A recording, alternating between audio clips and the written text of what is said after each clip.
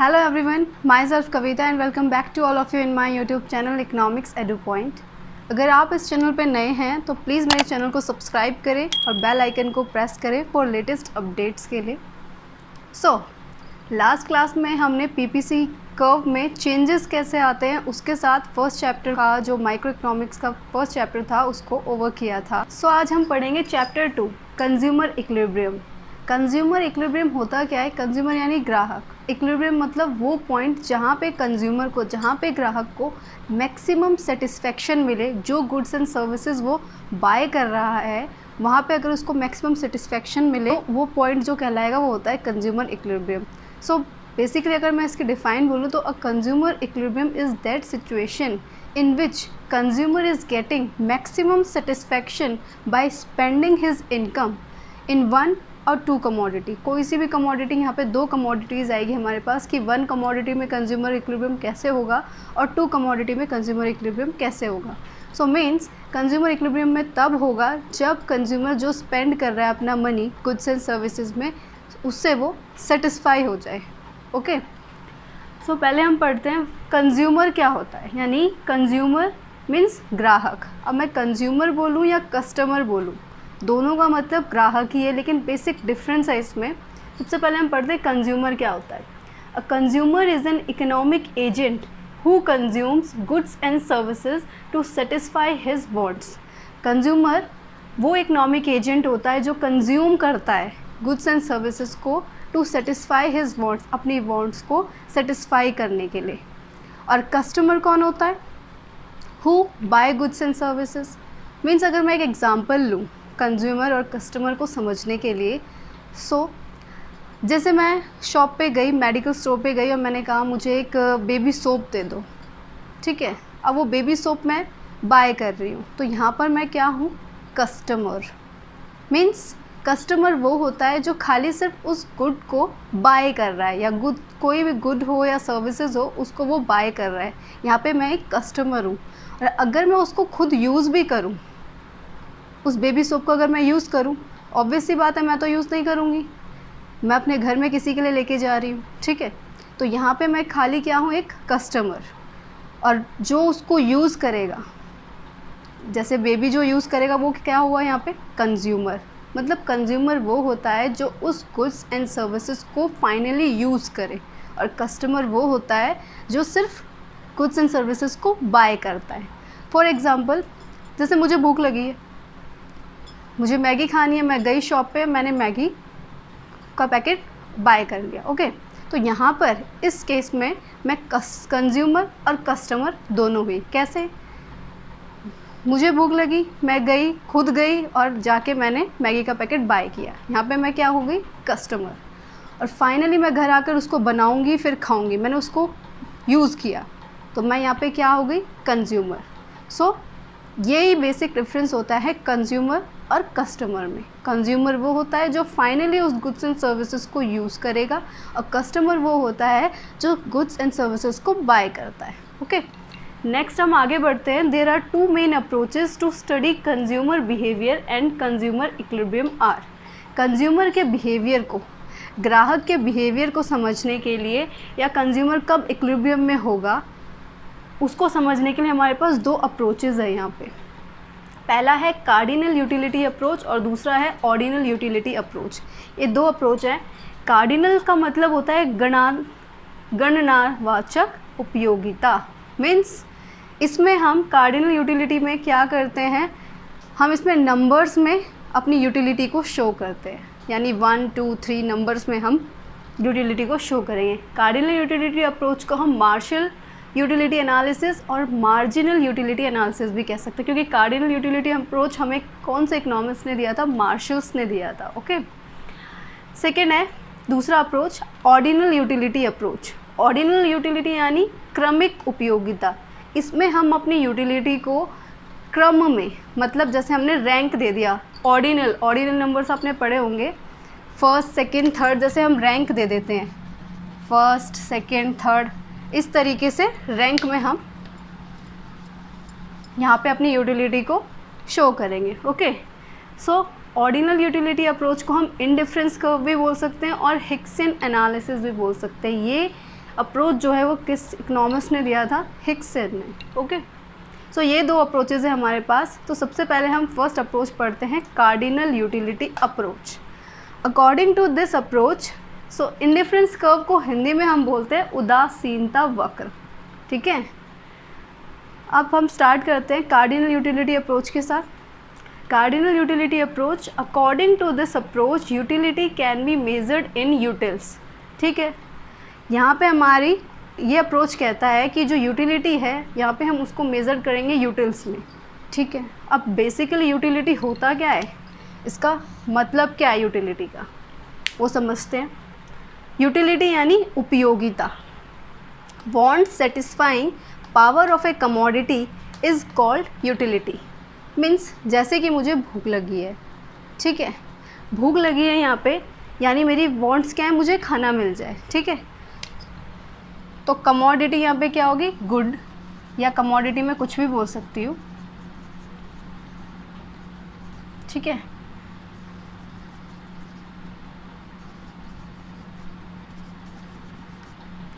ठीक है, मुझे भूख लगी है तो मुझे क्या चाहिए, क्या वांट है मेरी,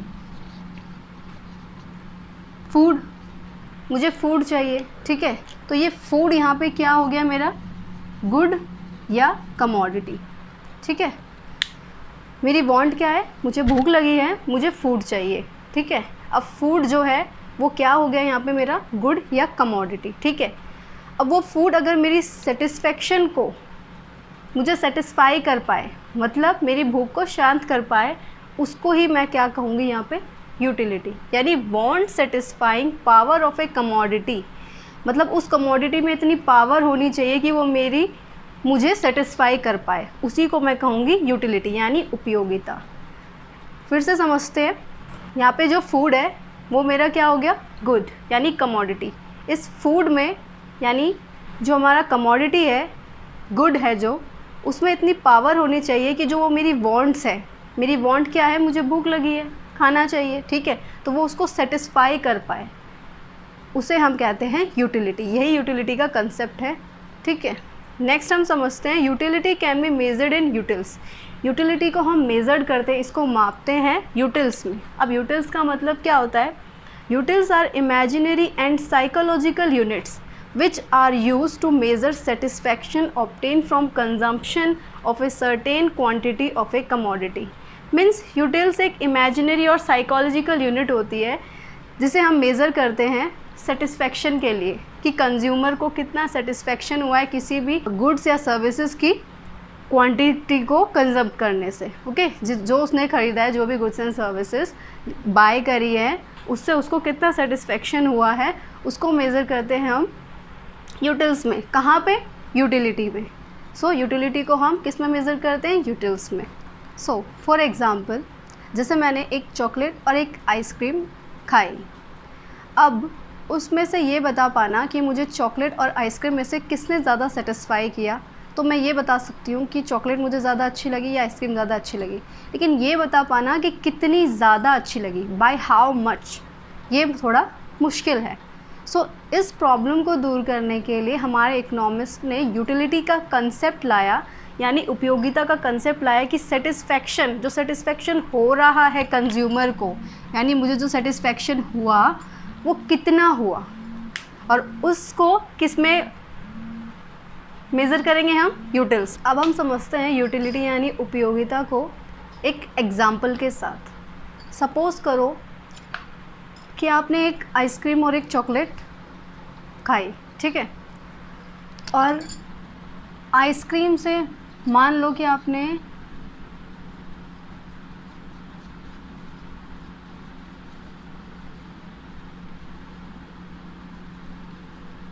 आइसक्रीम और चॉकलेट खाई, ठीक है।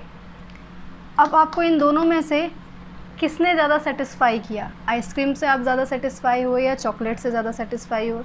मान लेती हूँ मैं कि मुझे आइसक्रीम से 20 यूटिल्स, क्योंकि मैंने बताया यूटिलिटी को हम किस में मेज़र कर रहे हैं, यूटिल्स में, ठीक है, मेज़र करते हैं यूटिल्स में। सो मान लेती हूँ मैं, मेरे को आइसक्रीम से 20 यूटिल्स की सेटिस्फेक्शन हुई, ठीक है, आइसक्रीम से मुझे 20 यूटिल्स की सेटिस्फेक्शन हुई।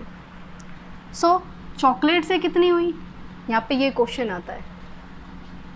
अगर मुझे चॉकलेट से, अगर मैं ये कहूँ कि मुझे 20 यूटिल से कम सेटिस्फेक्शन हुई है, तो यानी कि मुझे आइसक्रीम ज़्यादा अच्छी लगी है चॉकलेट से, ठीक है। वही अगर मैं कहूँ अगर मुझे 30 यूटिल्स चॉकलेट अच्छी लगी, इसका मतलब मुझे यहाँ पे चॉकलेट ज़्यादा अच्छी लगी आइसक्रीम से। सो अगर हमारे पास कोई भी दो कमोडिटीज़ आ जाए, दो गुड्स आ जाए, जिसमें हमें ये पता करना पड़े कि हमें किससे ज़्यादा सेटिस्फेक्शन मिल रही है, तो वहाँ पे ये यूटिलिटी का कंसेप्ट फॉलो होता है, और यूटिलिटी को हम यूटिल्स में मेज़र करते हैं। तो मैं ये यहाँ पे ये कहूँगी कि मुझे अगर मुझे 20 यूटिल से कम सेटिस्फेक्शन होती है चॉकलेट ईट करने से, तो मैं यहाँ पे कहूँगी कि आइसक्रीम से मुझे ज़्यादा सेटिस्फेक्शन मिली, ओके। और अगर 20 यूटिल से ज़्यादा होती है, यानी 30 यूटिल्स हो गई, तो मैं क्या कहूँगी कि मुझे चॉकलेट्स से ज़्यादा सेटिस्फेक्शन हुई है यहाँ पे। तो बेसिकली कंसेप्ट यहाँ पे यूटिलिटी का यही कहता है कि हमें सेटिस्फेक्शन कैसे हो रही है, किस चीज़ से सेटिस्फेक्शन हुई, कितनी ज़्यादा सेटिस्फेक्शन हुई, उसी को यहाँ पे मेज़र करते हैं हम यूटिलिटी से, ओके। और मेज़र किस टर्म में करते हैं हम, यूटिल्स में। सो आगे चल के हमने पढ़ा कि हमारे इकोनॉमिक्स ने यूटिलिटी का कंसेप्ट लाया ये करने के लिए कि हमारी जो सेटिस्फेक्शन है किसी भी कमोडिटी या गुड्स को कंज्यूम करने के बाद जो हमारी सेटिस्फेक्शन है वो कितनी है, उसे देखने के लिए हमारे इकोनॉमिक्स ने यहाँ पे यूटिलिटी का कंसेप्ट लाया। लेकिन यूटिलिटी को हम सिर्फ यूटिल्स में नहीं, मनी में भी एक्सप्रेस कर सकते हैं। कैसे? आगे और इकोनॉमिस्ट आए जिन्होंने बताया कि यूटिलिटी खाली यूटिल्स में एक्सप्रेस नहीं की जा सकती, मेज़र नहीं की जा सकती, हम इसे मनी में भी एक्सप्रेस कर सकते हैं। तो यूटिलिटी को हम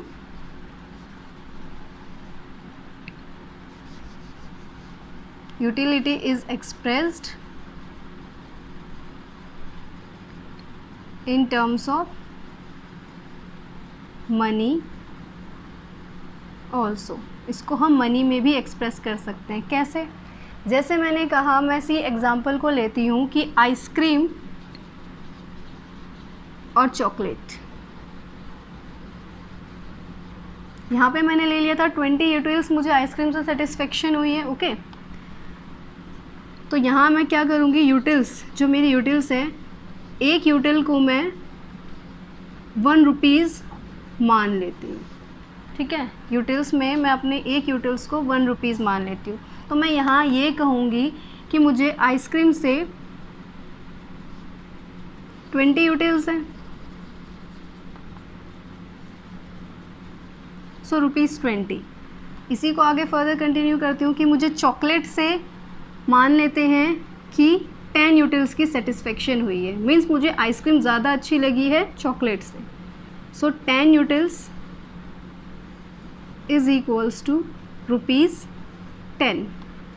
सो मीन्स यहाँ पे ये कहना, अगर मैं इसको अपनी यूटिलिटी को मॉनेटरी टर्म्स यानी मनी में रिप्रेजेंट करूँ, तो मैं इसको यहाँ ये कह सकती हूँ कि ₹20 आइसक्रीम की सेटिस्फेक्शन ज़्यादा हुई है मुझे ₹10 की चॉकलेट से, ओके। तो यूटिलिटी को हम यूटिल्स में और मनी में दोनों में एक्सप्रेस कर सकते हैं। बेसिकली यहाँ पे यूटिलिटी का कंसेप्ट यही था। अब यूटिलिटी के कंसेप्ट को समझने के लिए हम यहाँ पे 2 कंसेप्ट्स आते हैं हमारे पास। यूटिलिटी को और 2 कंसेप्ट से समझेंगे हम नेक्स्ट क्लास में। पहला है total utility and marginal utility.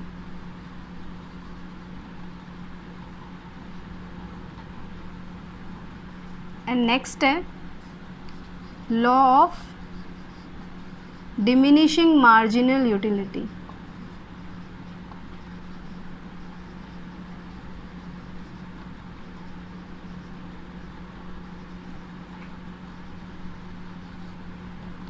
So next class में हम यूटिलिटी के इन 2 कंसेप्ट्स को पढ़ेंगे कि total utility and marginal utility क्या होती है and law of diminishing marginal utility क्या होती है। सो आज की क्लास में हमने पढ़ा कि कंज्यूमर इक्विलिब्रियम किसे कहते हैं। कंज्यूमर इक्विलिब्रियम वो सिचुएशन जहाँ पे कंज्यूमर को मैक्सिमम सेटिस्फेक्शन हो, जहाँ वो अपनी गुड्स एंड सर्विसेज में अपनी इनकम को वो स्पेंड कर रहा है। ओके, फिर हमने पढ़ा कंज्यूमर और कस्टमर में डिफरेंस क्या है। नेक्स्ट हमने पढ़े कि हमारा जो कंज्यूमर का बिहेवियर है या कंज्यूमर कब इक्विलिब्रियम में होगा, उसके दो अप्रोचेस हैं। पहला cardinal approach and second ordinal. Cardinal approach में हम सिर्फ नंबर्स दे देते हैं कि हमें, जैसे चॉकलेट और आइसक्रीम, मुझे नंबर 1 पे चॉकलेट पसंद आई, नंबर 2 पे आइसक्रीम, नंबर 3 पे जैसे कोई और अदर एग्जांपल ले सकते हैं। तो यहाँ पे मैं 1 2 3 ऐसे करके नंबर दे देती हूँ कार्डिनल अप्रोच में। एंड ऑर्डिनल अप्रोच में क्या होता है, यहाँ पे रैंक के थ्रू हम अपनी सेटिस्फेक्शन को शो करते हैं, जैसे फर्स्ट, सेकेंड, थर्ड, इस तरीके से। नेक्स्ट हमने पढ़ा था कार्डिनल अप्रोच में कि जो यूटिलिटी है उसको किस तरीके से एक्सप्रेस किया जाता है यूटिल्स में। ओके, यूटिल्स में एक्सप्रेस किया जाता है हमारी यूटिलिटी को। नेक्स्ट हमने पढ़ा यूटिलिटी को एग्जाम्पल के थ्रू कि जैसे कि हमें आइसक्रीम और चॉकलेट दोनों में से किसने ज़्यादा सेटिस्फाई किया। मीन्स अगर मुझे 10 यूटिल्स चॉकलेट से सेटिस्फेक्शन मिली है तो मुझे आइसक्रीम से 20 यूटिल्स मिली है, तो सीधी सी बात है मुझे यहाँ पे आइसक्रीम से ज़्यादा सेटिस्फेक्शन मिली है। आइसक्रीम से